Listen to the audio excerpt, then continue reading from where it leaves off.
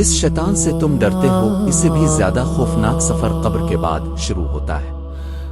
ہائے اللہ، مجھے ایک بار واپس بھیج دے، میں نماز پڑھوں گا، میں توبہ کروں گا، بس ایک موقع دے دے۔ اگر آج رات تمہاری آنکھ بند ہو جائے اور کل صبح تمہاری آنکھ اس دنیا میں نہ کھلے تو کیا ہوگا؟ لوگ کہیں گے نیوال نلوین و نیوا نلعین راجنوں نے تمہیں دفن کر دیا جائے گا، سب چلے جائیں گے اور پھر اندھیرا۔ مگر کہانی یہاں ختم نہیں ہوتی۔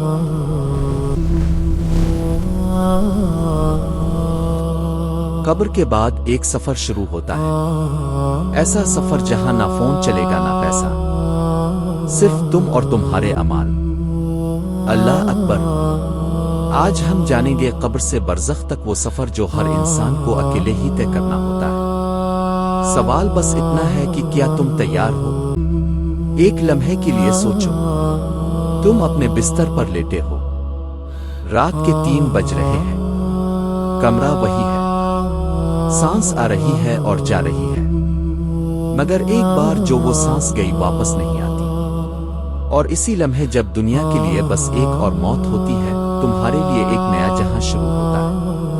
اسلامی عقیدے کے مطابق انسان کی روح قبض کرنے کے لیے ملک الموت آتا ہے۔ اس کا نام ہے عزرائیل، اور وہ اکیلا نہیں آتا۔ اگر بندہ نیک عمل کرنے والا ہوتا ہے تو ملک الموت نرم لہجے میں آتا ہے۔ روح ایسے نکلتی ہے جیسے آنکھوں سے پانی کا ایک قطرہ بارہ ہو۔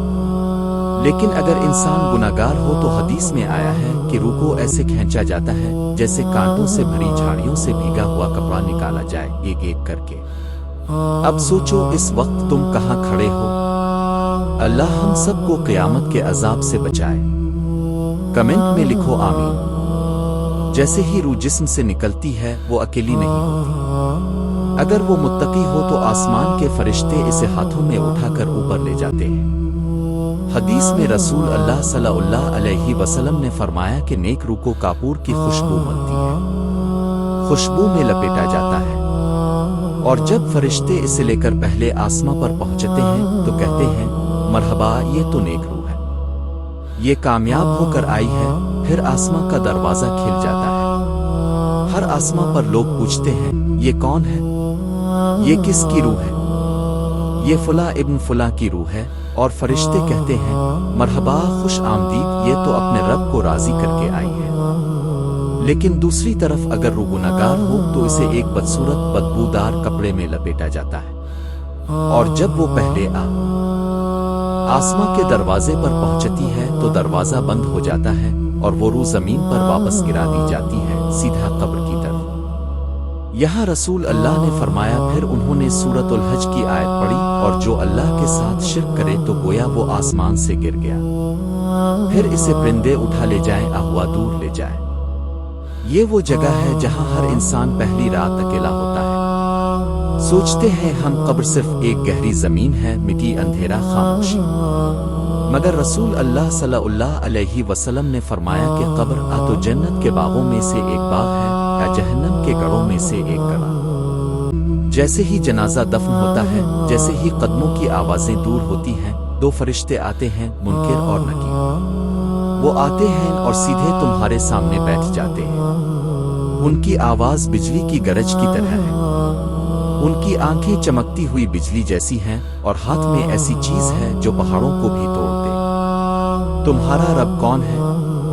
وہ صرف 3 سوال کرتے ہیں۔ تمہارا رب کون ہے؟ تمہارا دین کیا ہے؟ تمہارا نبی کون ہے؟ یہ زندگی بھر کا امتحان ہے۔ اگر جواب دل سے آیا، اگر تم نے سچے دل سے اللہ کو مانا تھا تو زبان خود بول اٹھتی ہے، میرا رب اللہ ہے، میرا رب اللہ ہے، میرا دین اسلام ہے، میرے نبی محمد صلی اللہ علیہ وسلم ہے، وسلام ہے۔ اور اس وقت آسمان سے ایک آواز آتی ہے، میرا بندہ سچا بول رہا ہے، اس کے لیے جنت کا بستر بچھا دو۔ کھڑکی کھلتی ہے اور قبر میں جنت کی خوشبو آتی ہے۔ مگر اگر جواب نہ آیا، اگر زندگی بھر صرف زبان پر دین تھا، دل میں نہیں، تو زبان پھنس جاتی ہے، قبر تنگ ہو جاتی ہے، اتنی تنگ کہ حدیث میں آیا ہے کہ ایک طرف سے پسلیاں نکلتی ہیں اور دوسری طرف سے اب سوچو ایک بار پھر آج تمہاری زندگی میں اللہ کتنا ہے؟ صرف زبان میں دل کے اندر بھی۔ کیا تمہیں ان 3 سوالوں کے جواب آتے تھے؟ من ربک مدینک من نبی کا؟ اگر آتے تو پھر کمنٹ میں لکھو، اور اگر نہیں آتے تو آج ہی سیکھ لو۔